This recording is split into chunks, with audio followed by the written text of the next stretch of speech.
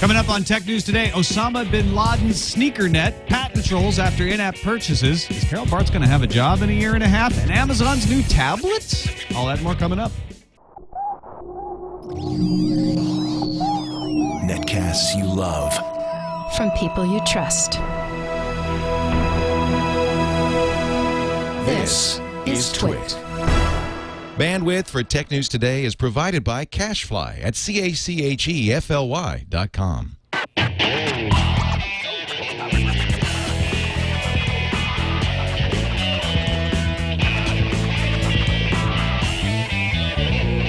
This is Tech News Today for Friday, May 13th, 2011. Tech News Today is brought to you by Virtua Tennis 4. The #1 tennis series with motion control is back with new features. Available for Xbox, PS3, and Wii with motion control capabilities. To learn more and order online, go to sega.com/Virtua Tennis 4. Welcome to Tech News Today. I'm Tom Merritt. I'm Sarah Lane. I'm Iyaz Akhtar. I'm Jason Howell. And this is the show where we kick around the Tech News of the day, try to make sense of it all. My last one for a week. Tom, what is going on? You keep threatening that you're not going to be here next week. Not coming in on Monday, Sarah. We know. We're frightened. We don't get the joke. Is Yeah, what are you going to tell us that's all a joke? Yes. I will tell you that's all a joke a week from Monday. Okay. When I come back You're in going and on go, vacation next I'll week. never go on vacation. Yeah, no, I'm going to Montreal. That's awesome. For fun. Are you for going kicks. to secretly be watching TNT every day? Because that's usually what you do when you take days off. And then I don't know if I'll be watching it live, but I'll definitely listen. I got to Okay. keep up on the tech news. That's true. And that's It'll the only best make your way life harder. to keep up on the tech news is to listen to Tech News Today. Or watch it. I'll do a testimonial. You know what I did when I went to Barcelona? I would actually write emails in to Buzz Out Loud. Under an assumed name? No, as myself. Oh, no. Okay, I do remember With like that. corrections. It's going to be like and from, Oh, I bet they opinions. loved it. Molly loved that. from yeah. Tom yeah. Merritt to not thought it was doppelganger. Why I oughta. She loves that kind of stuff. All right, let's kick off today's show with LimeWire founder Mark Gorton and his file-sharing company, LimeWire, agreeing to compensate the 4 largest record labels by paying them $105 million. What do the smaller record labels get for all of his infringement-inducing activities? News coverage? They get nothing, is what they get. Because it's only the largest people that deserve to be compensated. Of course. And That's the only people fair. who run these 4 labels are really fat. Well, what did they get? $105 million? That's pretty good. $105 million split 4 ways. That's just over $25 million a piece. Yeah, I mean, it's a lot of money to us, but Sure it is. The RIAA apparently was going for as much as $75 trillion. That's just silly. And we're That's not talked even a real down. number. No. Well, That's like least their lawyer walked in and like, we believe we deserve 75 gazillions. Especially since the LimeWire founder, Mark Gorton, was, it was a personal lawsuit. He was found personally liable for this. He says, hey, man, I don't have that kind of money. But he has a lot of money. Yeah, allegedly, his assets include $100 million in an IRA, a $4 million home in Manhattan. He also apparently operates a hedge fund and a medical software company. He's really busy. He does all sorts of stuff. Who doesn't own a $4 million mansion in He's a New York? business I know, right? person, and actually, to my way of thinking, he has a hedge fund and a medical software company, which means he's getting income elsewhere besides just LimeWire. LimeWire might not have been making that much money for him. Right, but that's why him being personally liable is so important, because they can go past LimeWire and take the money from him. So whether his house is worth $4 million, he obviously has to sell it to pay off these guys. Because I was thinking about this too. I'm like, LimeWire probably didn't make that much money in the first place. How long is this going to take? And did he settle by paying with any intellectual property rights he had too? Well, and let's get down to brass tacks here. How much damage was really done by LimeWire, and how much has now been prevented by running LimeWire out of business? Well, according to the chairman of the RIAA, he said the LimeWire wreaked enormous damage on the music community, helping Okay. contribute to thousands of lost jobs and fewer opportunities for aspiring artists. So he's obviously taking it very seriously. Well, also, LimeWire was sort A of big the stride only there. one to go after a certain point. Yeah, they Yeah, only after the left. Grok Law case, LimeWire was the only one who Grokster really case. stayed. I'm sorry, Grokster. Grok We've got Grokster. Grok Law later in the show. After the Grokster case, LimeWire was the only one left in business in the U.S. anyway for a while. So now- I think it's also a little silly to think that LimeWire wasn't making money, or else he wouldn't have been continuing with LimeWire, especially since he must have known that eventually the RIAA would go after LimeWire. He's got a nice, healthy IRA. And apparently records show that LimeWire made $26 million in revenue, at least back in 2006. So assuming that they kept up some sort of revenue But- that's in that area. But my question remains, how much damage was really done by LimeWire? Oh, It you depends mean who you ask, you mean yeah. right? I mean, we can How have much was all this you did was taken out of parrot the artists' pockets? RIAA Bainwall quote, which is, of course, they did immense damage, and every song downloaded is a song that would have been purchased at full retail value. We know that's bunk. So I'm not sure how much damage. I don't think anybody has a real idea of how much damage has been done to the recording industry, and I think it's much less than 105 million, frankly. Or at least LimeWire's share of it is probably much less than 105 million. So- and I think that getting LimeWire out of the business has done nothing to impede piracy. The way you beat piracy, as I've said over and over, is you compete with free with good services. And so all of this dragging of the heels about Google Music and Amazon lockers and not wanting to give Apple a deal, that is what is impacting their bottom line. Digital sales of music are actually up this year, and they would be up a lot more if they offered more compelling offerings. That's right. Instead of wasting their time in court suing poor Mark Gorton in his $4 million Manhattan home. It looks like a very nice mansion in Manhattan. I hope he's going to be okay.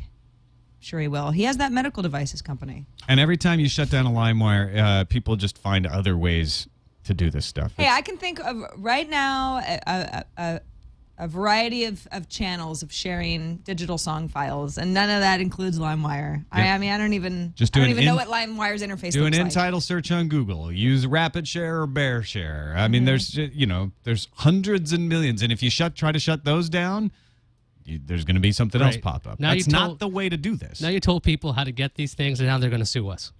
No, I'm not They got saying... nothing else to do. No, I would have to induce them. Okay. And there's a big difference between me saying those things exist than me saying you should go do use that. them. You didn't say I'm that. absolutely saying you should not use them to infringe copyright. Okay. Just that people, Just to be clear, Your Honor. people have other options. Yeah. I'm just protecting the show. Thank you. Stop Thank protecting you, the lawyer. show. It's no fun. Gosh. Thank you, lawyer. Liquid Friday, Ugh. too. Buzzkill. All right. Making sure we don't get thrown in jail. Patent holding firm LoadSys has sent several iOS app developers complaints accusing the devs of infringing patent number 7222078 entitled Methods and Systems for Gathering Information from Units of a Commodity Across a Network, also known as pressing upgrade within an app in order to buy a new version of the app, or in-app payments. The weird thing is this company's not going after Apple directly. At least we don't have any information about that. These are app developers who have free versions, light versions, and a paid version. So the idea is you hit the upgrade button, you get the new app. But this company, LoadSys, I think that's what they're called, they are suing these guys, and I really don't know how this is going to turn out. I mean, if they think they can push around basically everybody in the App Store, I mean, Apple's going to come after them. Well, here's the thing. Okay, so the developer for an app called pCalc, which I'm actually familiar with, I have it downloaded. He wrote, I just got hit by a very worrying threat of patent infringement lawsuit for using in-app purchase in pCalc Lite. So he's got like a light version and a full version. Legal docs arrived via FedEx. I have no idea what to do. They seem to be effectively claiming the rights to in-app purchases, but going after me, not Apple. Now that's the key here, is that if this was really a legitimate patent issue, why wouldn't they be going after Apple? Apple are the people who built the infrastructure and not only are allowing people to add in-app purchasing and upgrade capability, but encouraging it. Well, we don't know if Apple's got bigger pockets. Well, we don't know if they went after Apple at all. I But mean, so Apple, why not go after Apple? No, that's a good point. They may or may not have gone Yeah, after because Apple. Apple's not exactly known for spilling the beans. Like, But hey, even this if was they happening. haven't, it's because what they're sending are not cease and desist. What they're sending, well, they may be cease and desist, but what they're sending are, you have 30 days to start paying us a license fee. Right. So this is about It's actually collecting 21 money. days. This is not about a moral right. This is not about stopping anything. It's 21 days? Yeah. This is about saying you got 21 days to pay up. They just want to get people paying them money. Yeah, that's why people think they're patent trolls. They're like $21 for a license, 21 days until you have until we sue you, and you can get a license right now. And the whole issue with Apple being involved or not being involved is another questionable thing. Are they patent trolls or not? We're going to have to wait and find out. And this can affect any app maker anywhere in the world, even though it's U.S. law. Right. The patent invention is credited to one Dan Abloh, though his portfolio of patents were sold to LoadSys in 2004. So LoadSys is obviously a patent holding firm, which can also be interpreted in many cases as a patent. I mean, there are certain companies like IBM that a lot of their work is just holding patents. So I don't want to call these guys trolls right away. Maybe next week. All right.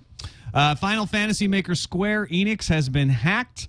They say that eidosmontreal.com and looks like deusx.com have been hacked. They say we immediately took the sites offline to assess how bad how this had happened and what had been accessed, then took further measures to increase the security of these and all of our websites before allowing the sites to go live again. They were able to do it within a day instead of taking 22 to 23 days. But their services were not so extensive as the PlayStation Network or Sony Online Entertainment.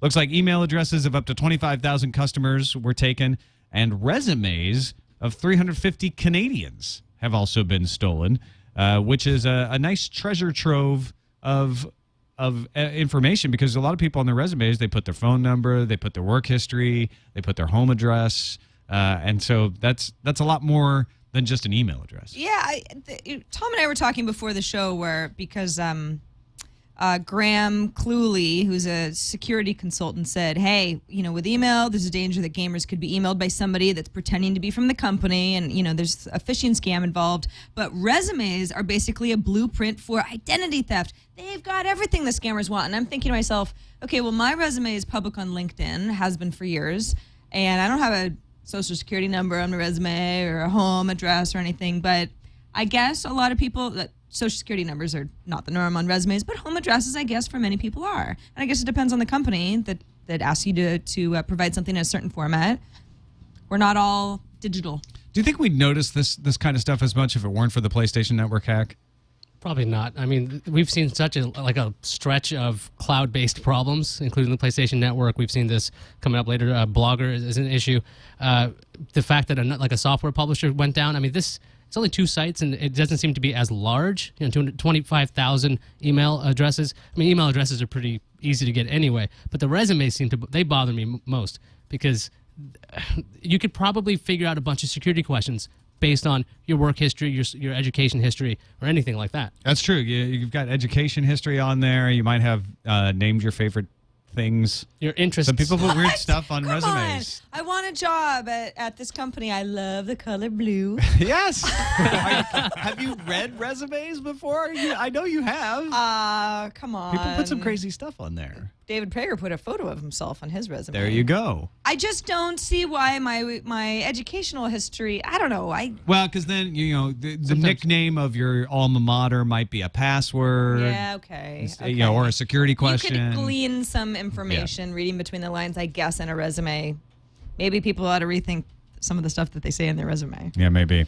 All right, let's take a quick break and thank our brand new sponsor, Sega, for helping to support Tech News Today and the new Virtua Tennis 4, latest game from the #1 tennis series with motion control. New motion control for all the major consoles. So Xbox has the Kinect, Sony has the Move, and of course Wii has Motion Plus. And they're taking advantage of all of those in the new version of Virtua Tennis 4. World's top tennis stars return, but you can also now play 19 all-star players, including Nadal, Federer, Murray, Sharapova, and Williams. You and the players are on a new world tour featuring a career mode, which now goes RPG, too. So you're playing as if you are the tennis player. I like myself a tennis game. Oh, me too. Tennis on the I want to be Federer. On the Wii is fun. But this isn't just like, I'm on the Wii as a little, bobblehead doll. Right. I am on the Wii as Federer. I am on the Wii as Williams. I am Williams. Yeah, good one. Or maybe funny. I'm on the Xbox 360. But in any case, no 2 careers are ever the same, so you can replay it. Each decision in the game affects the career path. World Tour also includes a new off-court fame element. So they try to bring in some of the real world. You guys start to get a big head. It may affect your game. Lots of minigame features, new weather conditions, and multiplayer and online modes. Love it. How fun. Brand new on-court feature makes more dramatic matches. I mean, it's just a really fun tennis game designed with the popular Virtua Fighter 5 technology with a matchmaking system so you can find players that are at your competitive level. The online tournaments will find the ultimate Virtua Tennis champion. To learn more and order online, go to sega.com/Virtua Tennis 4, and we thank Sega for their support. Iyaz, would you rather be a Venus or a Serena? Serena. Yeah, me too. I've always more thought of manly. you as a Serena. Yeah. Yeah. not as a Venus in any way. Thanks, guys. Just, I mean, It's because you're a very serene dude. Yeah, I'm That's pretty all we're laid back. saying. Yeah. It's surprising, I know. All right, Blogger went down last night. Yeah, and then it was down sure for did. 20.5 hours. It fit nicely inside of our news cycle. It went down shortly after Tech News Today and then came up shortly before. Right. Some posts were temporarily removed. Google says they're now working on restoring those posts, and the outage is over, so the Blogger sites are back up and you can edit it. But it was apparently caused by data corruption during a maintenance update. This is what's scary about the cloud, because Blogger is obviously owned by Google. As are many other things. Services that, I mean, on TNT, we use Google services every day, and we really depend on them not to go down because, you know, good on Blogger, I guess, for saying, here's what happened. We had scheduled maintenance work. We experienced data corruption. It impacted Blogger's behavior. A lot of stuff happened. Certain users had more problems than other users, but everything's kind of fine now. But for those 20 hours, imagine if you couldn't access your email account or Google Docs or a variety of other things that you depend on Google for. Because it sounds like they got everything fixed, but things happen. And not that many, but a lot of professional sites rely on Blogger as their service provider. It's not as large as some other providers out there, but I mean, this is a mar on the cloud because of things like the PlayStation Network going down recently, or even hacks on Square Enix. It's a different cloud problem, which is if I'm storing my data out there, these are the bad things. Now, are we experiencing the same thing we experience when we watch the evening news and we start to feel like the world's gone crazy and is full of crime? Because every night on the evening news, they talk about a crime, but really, crime has been going down for decades. Are we just noticing this stuff? It goes back to my earlier question. Are we just noticing this stuff more because there has been a network outage that is so bad? Or, you know, is this going to get more attention than it's worth? Everybody's hard drive is in danger of going down right now. That's true. Well, And, I mean, and this- right now, I can guarantee you someone in the audience had a hard drive outage today. But we don't cover that because that's an individual. This is... My argument has always been that the cloud isn't any more dangerous than operating your own equipment, that you should operate redundancy. Well, it's not necessarily more dangerous than operating your own equipment, but it takes the control out of your hands, right? I mean, if you've got a hard drive failure and you haven't backed up your data, whoops, that's on you, and you kind of just have to live with yourself or figure out what your next moves are. If it's something that's going on Google's side, and you just are sitting there going, I don't know when it's going to be back up. And Google uses Blogger for their blogs too, so they're having issues internally. And I'm not being updated, and until they can open up the lines of communication. Then I'm more inclined to be upset about that and feel very helpless. I mean, if you've ever hosted your own website or if you use any of these services, they say uptime 99.99996%. I mean, there's going to be some time where these things go down. I mean, sometimes there are blackouts, sometimes there's water shortages. This stuff gets resolved after a while. So, I mean, the fact that all this news is clustered together, I mean, just like even world events. I mean, we've seen earthquakes and tsunamis and horrible things happening all at the same time. My wife, Eileen, is convinced that, like, we're towards the end times. But it all happened at the same time, so it made it feel like it's the end of the world, right? Yeah. Same kind of thing right now with the cloud. I mean, it's going to have its outages at times, but I mean, for the most part, it's been pretty steady. And I think that's why we get so shocked that it goes down at all, is because the uptime is so ridiculously good. And apparently no data loss. I mean, we'll see for sure once they've guaranteed that all of the posts are back up. But they're saying we didn't lose any data. Yeah. When It your was just hard kinda drive goes garbled down for a yourself, yeah, you're in control. But I think that's more of an illusion of control because you didn't have control over that hard drive going down or not. And if it's gone and you didn't back up, then your data's gone. Whereas a cloud service, if it's any good at all, will have done lots to prepare you and back up things. Now, that Amazon EC2 service did have some data loss, but mostly it didn't. Well, what about the Flickr account that went down and the user lost thousands of photos and Sure. they didn't have a good reason for that? That's a very weird exception. That's the only one I can think of, but it is a reality. Yeah, but it is an exception, not It's an the exception, norm. but it's something that Yahoo couldn't explain. Speaking of Yahoo, their shares are sinking today on worries about their stake in Alibaba. Alibaba is a Chinese company. The CEO of that company is named Jack Ma. And I didn't realize this, but some analysts actually believe Yahoo's Alibaba investment and a 35% stake in Yahoo Japan are worth $8 to $10 per share, accounting for about half of Yahoo's current market value. Wow. So Alibaba is very important to the value of Yahoo. Alibaba, not so happy with Carol Bartz and Yahoo, took one of their services, the online payment service Alipay, and spun it out to another company, which just happens to have Jack Ma as its CEO. So Jack Ma doesn't lose anything.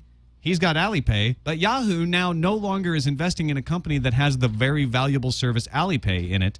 Yahoo's upset, shareholders are upset, and now there's all kinds of rumbling that CEO Carol Bartz's contract, which ends in about a year and a half, that may be over when it ends, that they may try to just replace her. So the reason that Yahoo didn't have any control out of Alibaba spinning off Alipay is because they have less than a 50% share, right? So Jack Ma said, this is what we're going to do because I want to get some stuff out of the control of Carol Bartz's hands. We don't get along very well. What are you going to do about it? And now Yahoo stock doesn't look so great. The thing about the whispers about Carol Bartz being on the outs is she's got a contract, like a 4-year contract with Yahoo. Yeah, she's got about a year and a half left on it. She's got about a year and a half left. If anybody on Yahoo's board is smart, they're obviously already thinking about who's going to take her place should she Just in not case. renew her contract. What if she decides to leave? Year and a half isn't that far away. So a lot of you're right. A lot of these rumors about looking for a replacement may just be normal preparations. Business Insider is the one saying they've talked to sources who say that the board is quietly looking for a replacement to have on deck. But then a person familiar with the board's thinking called Business Insider and said the board is fully supportive of Carol, which of course they have to say. I think it's also very easy to say something like there are whispers that Carol Bartz might be replaced because she's known to rile up people and maybe have enemies in China at Alibaba, for example, and is very outspoken and can kind of seem as combative. Yeah. She is a controversial character, right. and there is no doubt that she does not get along with a lot of these Chinese companies. SoftBank's CEO also apparently has complained about Carol Bartz in the New York Times. Mm-hmm. So rubbing people the wrong way for sure, and that may not be what Yahoo needs right now. Well, rubbing people the wrong way is, hey, you can get away with that as long as things are going well. Right. And if they're not, that's kind of looking like your fault. Rumor has it Amazon is preparing an entire family of Android devices. A little mama, a little papa device, a little baby device. Just right. This, of course, is according to an insider talking to AndroidandMe.com's Taylor Wimberly. Although Taylor writes more than just your usual little blurb about, like, guess what I heard? There's going to be a bunch of Android tablets. Breaks it down really interestingly. All the evidence, both from Taylor's sources as well as other leaks. For instance, apps in the Amazon App Store are all smartphone-oriented. So the Amazon App Store for Android might imply that they would do a smartphone since they have this big investment in smartphone apps. Digitime's reporting that Amazon is going to order fringe field switching LCD displays and touch panels from E-Ink Holdings, which would indicate something beyond the Kindle. No, they're not ordering an e-ink display. They're ordering an LCD display and touch panel, which would imply a tablet. Sources also told Wimberly Amazon would be using a Pixel Key display. So those two rumors kind of conflict. They also said Amazon has outsourced their software services to an embedded systems company that has experience with Android devices to kind of make their own version of Android for a tablet. And apparently has been given the impression that Google's actually working with Amazon on these devices. So it's possible Amazon could ship their products in Q4 with the next version of Android, Ice Cream Sandwich, on the tablets. It wouldn't be that surprising to see Amazon just introduce a slew of products. And when the Kindle 2 came out, I think they also introduced the DX either the same time or nearby that launch. So if they were going to go into Android, they seem like they're doing these slow steps. They have the marketplace. They have support for this. They have their cloud player. They have all this stuff waiting. And if they just came out with 3 or 4 of these things at the same time, it really wouldn't be that surprising.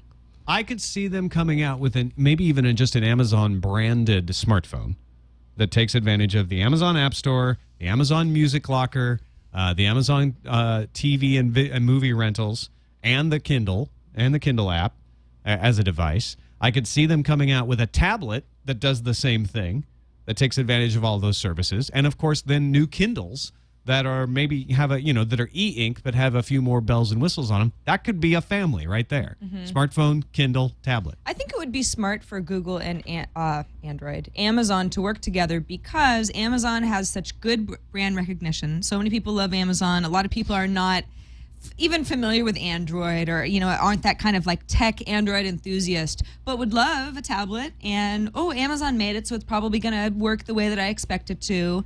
It could, open up Android to a lot of folks who wouldn't buy an Android tablet or phone otherwise. Yeah, Google-Amazon partnership actually is kind of scary if you think about it. 'Cause Amazon, they have a lot of contacts in the music industry, and Google can't really budge any negotiations there. So why not? I mean, it would make sense for them to start going, you know what, we'll work with you on this hardware and our software. Maybe you can help us out with this other business negotiation. Wow, yeah. Titans helping each other. Google has a history of doing this, though, but they're serial monogamists. They worked really well with Apple for a while, but then that seems to have soured a little. I could see them doing this with Amazon. Be careful. Don't get yourself hurt. Google's a heartbreaker. Yeah. So you're saying not to raise a family with Google? It might not be the best idea. Maybe jumping in a little early. That's all I'm saying. Be careful, be on the watch. Google's a man-eater. All right, Bin Laden. And a womanizer. How about that for a transition? Yeah. Speaking of man-eaters. So for a long time, U.S. intelligence agents have been trying to figure out how Osama bin Laden was sending email. How did he because do it? they've been doing all kinds of forensics on the headers, and they could not figure out where the emails were coming from. Turns out, U.S. Navy SEALs seized roughly 100 flash memory drives from the Abbottabad, Pakistan compound, and officials say it appears to archive back and forth communications between bin Laden and his associates. What he would do is write his emails, put them on a thumb drive. A courier would then take them to a internet cafe, and they generally didn't go to any internet cafe twice if they could help it, and then upload those emails, bring in any other emails that were coming in, copy them, put them on the thumb drive, and then shuttle them back to the compound. So he used SneakerNet. He was totally SneakerNet. using the sneaker net. Carrier Totally. pigeon. Almost. Just short of that. Yeah, Really? not, Stool not pigeon. too far away. It's really not that far from CEOs who are like, tell my assistant to print up those emails and bring them in. I don't know. I think, okay, well, you go to one internet cafe that's nowhere near where bin Laden's hanging out, and then you just don't go back to that cafe the next time. Right. But it just seems like if you were really following the fact that email was being transmitted closely, you would be monitoring a slew of internet cafes in a wide area. Well, Who's coming in and going out? They're probably using internet cafes like using payphones. but if you're going to a different one every time, and assuming there's enough of them in the Yeah. Islamabad area, Yeah. and maybe they're even going farther afield, who knows? And there are a lot of internet cafes. And And do we know if these messages were coded on top of that? They could be like I'm sure they must paying, have been, right? paying a kid to that just makes say, sense. upload that file and you never Hotmail. use that same kid again. That kind of probably using multiple carriers. They dispose the couriers. Yeah, they might have actually. Never use the same courier twice either. Yeah, I mean, it's not like Wow. there was like some ethics involved here, but they could have disposed of the couriers. It was a certain kind of ethics, but not one I can recognize. On to the news fuse.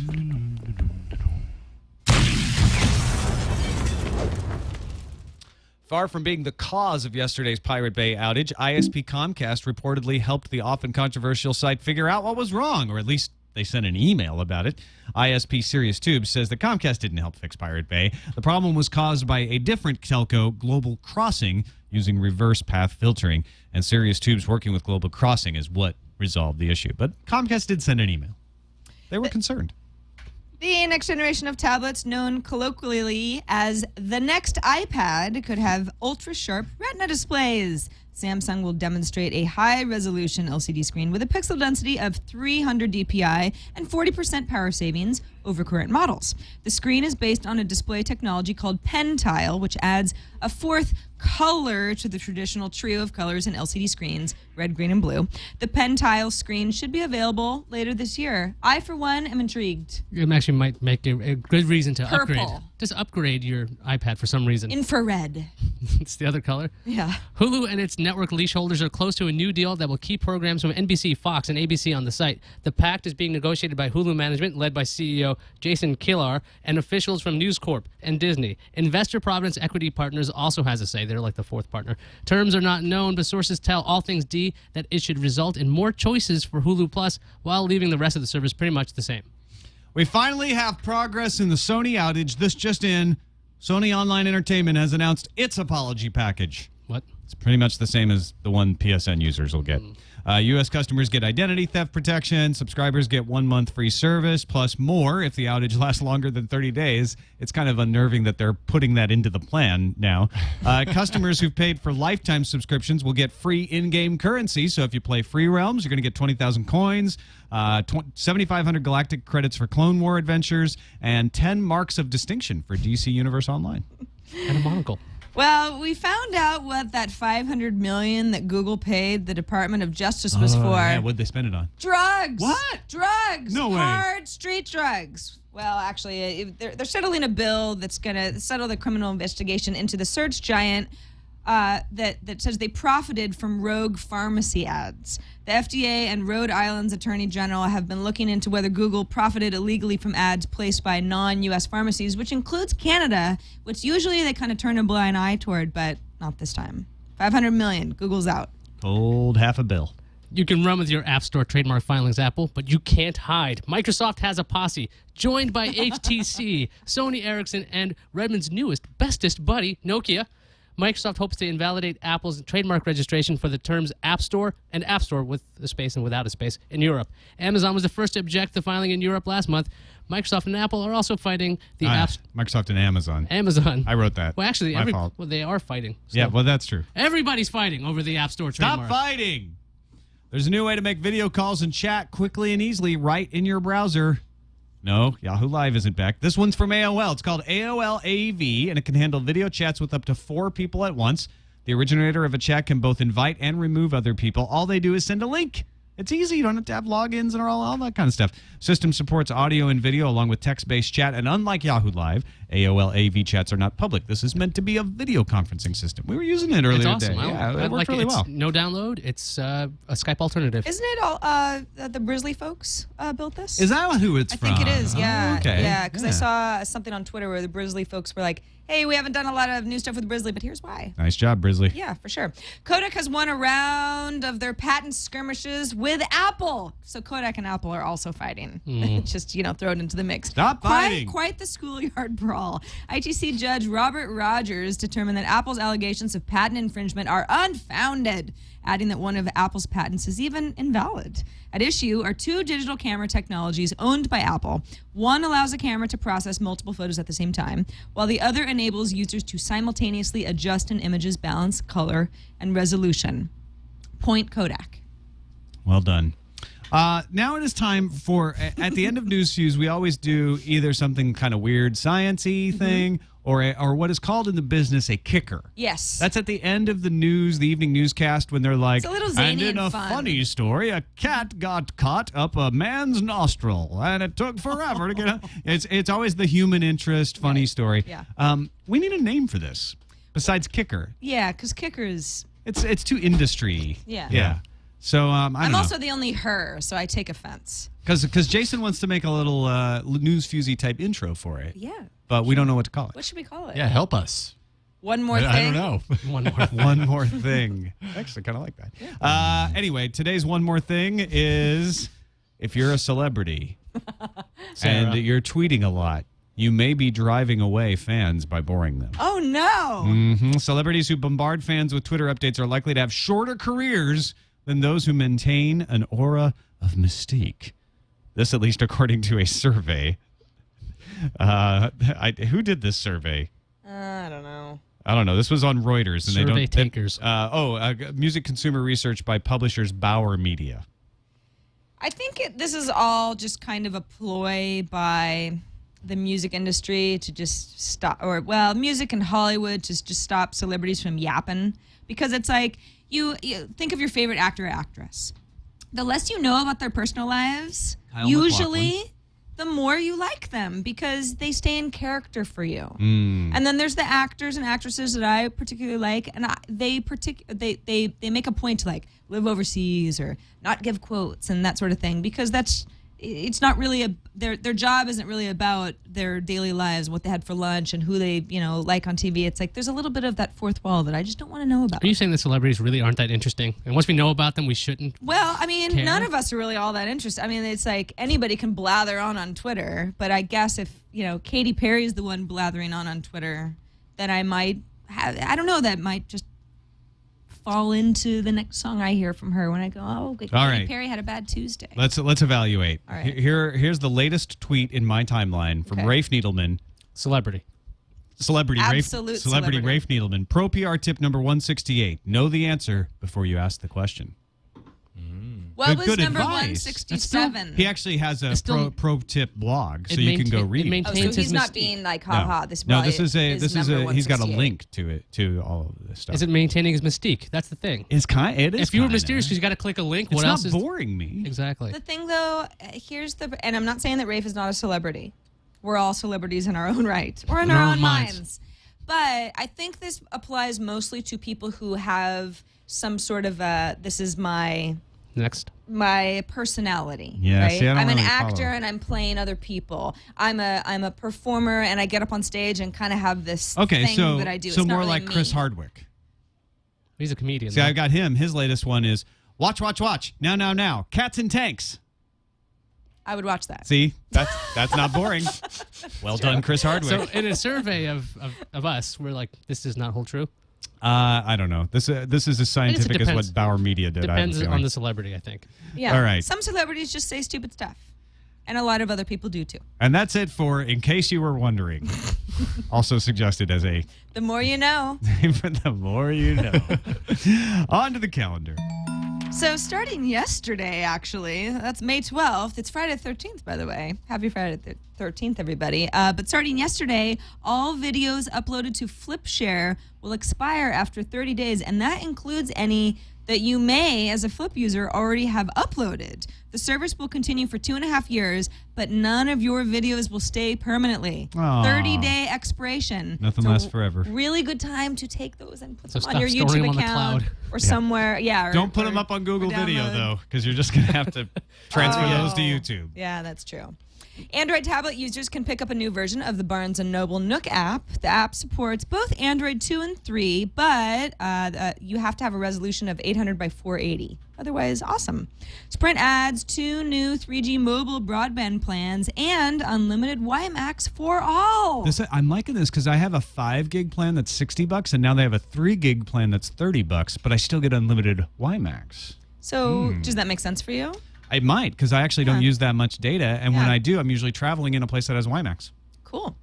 The Samsung Infuse 4G is coming to AT&T this Sunday, May 15th. Also May 15th, the HP Veer 4G will hit AT&T for $100. Monday on May 16th, Grok Law. Remember we talked about Grok Law briefly earlier in the show by accident, but now we're really talking about it because they're going to stop publication. Yep, they say it's the SCO thing that started the whole We're thing. good. But they do such a good job with non-SCO stuff. I'm going to miss them. Perhaps they'll come back when they have something else to pull apart. And Droid X2 is launching on May 26th. Gosh, Alrighty. I can't believe it's even May. But it won't use Skyhook, as we learned yesterday. That's right. On to the emails to TNT@twit.tv. Wayne, the unintentional spammer from Montreal, wrote in and said, "Hey again. Yeah. It's me. I did send my email to both Buzz Out Loud and TNT, but it was unintentional. I wrote it first to Buzz Out Loud and saved it to send later, but then listened to your podcast and decided to mail it to you guys instead. I thought I just deleted the draft to BOL until I heard it read on their podcast too. My bad. That's okay, though. I think it's an important topic that should be discussed by as many parents as possible. I've listened to Tom since the Snakes on a Plane obsession and was glad to hear there are still a lot of cross-podcast listeners out there." He also tweeted us. Yes. He was really apologetic, and I mean, I actually, all kidding aside, don't think there's anything wrong with posing an issue to two podcasts who cover a lot of the same I'll stuff. be sending emails to both shows my entire vacation. I think his story is legit because somebody said in another email that the version we read was more polished than the one that was read on BOL. So maybe it really was a draft and we got the finished version. Oh, interesting. Oh, that's okay, it, yeah. Wayne. In any case, we forgive you, although Tom is coming to your town next week, so watch out. I'm after you, Wayne. Next email from Bennett from New Hampshire. Hey, TNT crew. In light of Google's music beta announcement, I wanted to pose a question to you guys about subscription music streaming services. What I'm wondering is, why are small startups like Rdio and Mog able to secure licensing from the record labels that yet big guys like Amazon and Google can't? Spotify is struggling to come to the U.S. because they want to offer a free option, but I don't see why no large media company has been able to offer paid music subscriptions. Part of me wonders if these companies would just be better off acquiring Rdio or Mog to get their hands on the licenses. Wanted to hear your thoughts. Love the show. All right, so that's the thing that popped out at me first when I saw this email was A baby. Google. No, that would have been news. Yeah. Google and Amazon are having a baby. No, Google and Amazon are both wanting to do lockers. They want to do storage service, right? And the difference is Rdio and Mug, they don't do storage. They just do streaming. Although they do allow you to take your music with you on your iPhone and Blackberries and stuff. But they're not about the locker service. It's not take your music you already own and upload it. So that's a deal breaker for the music industry. They want to have extra licensing deals and payments for the locker service. So that's a difference between those two. But then when we were talking about this before, Iyaz, was it you who brought up Lala? Yeah, Lala. I mean, Apple bought Lala, and you guys were telling me because I haven't gotten to use Lala. It was a cloud storage service, and it was a streaming service. I don't know how that even works. Both of those things. How did it get away with this? I don't know how they were able to get away with it, but they did have deals, and they were selling music, and they were selling it cheaper than a lot of places, and then Apple bought them and shut them down. Did Apple do us a disservice by taking away the one example of the company who was doing it all? They were probably hoping that they could transfer the licenses to themselves and use everything, and maybe that's what stopped everything. Were they, or were they just like, Lala's too awesome, and they're our competitor, and we're going to buy them? They must be stopped. And squash them like a little bug. That is completely possible. I don't know how likely it is, but it's possible. And our last email from Jeffrey Matthias from Denver, Colorado. Hey, guys, don't think I've heard mention of this on the show, but in the last few days, Netflix has completely quit working on a lot of people's PS3. No longer does ignoring the PSN error do the trick. Sure, the movie choices still load, but you simply can't get them to play no matter how many times you ignore the error. So I'll tally another fail on Sony's scorecard and be thankful that I have a Mac Mini hooked up to the TV. I'm sorry for those out there who just got another kick in the joystick by Sony's insistence in forcing you to log on to PSN to use services that you don't subscribe to through them. Well, it's easily fixed, right? PSN just pushes out a patch. Oh, right. They can't. Via USB stick. They just right. They you use download the it. sneaker nets. Right. Yeah, they hire couriers to deliver the They patch. walk to every house and they're done. That would be funny if they sent door-to-door salesmen. Sony's sneaker I'd just nets. like to update your PlayStation so that you can use Netflix. That's their new secure way of doing it. Sadly, that is not going to happen. Well, thanks, Jeff, even if it is bad news, for writing into us. Anybody can write into us anytime they want. They use an electronic mail client. That's good. I've I heard like of those. voicemails as well. Yeah, and in the to line, you're going to want to type TNT and then the @ symbol and then TWiT.tv. Ooh, one of those fancy TV domains. Yeah, I know. Oh, wow. It distinguishes Those are us. more expensive. They are. So It shows the quality of our podcast Right. that we have one. You know, you can find our website at the same location. I have a .tv address, I mean. twit.tv/TNT. Yeah. Makes we're too much very sense. rich. We don't have a .tv phone number, though.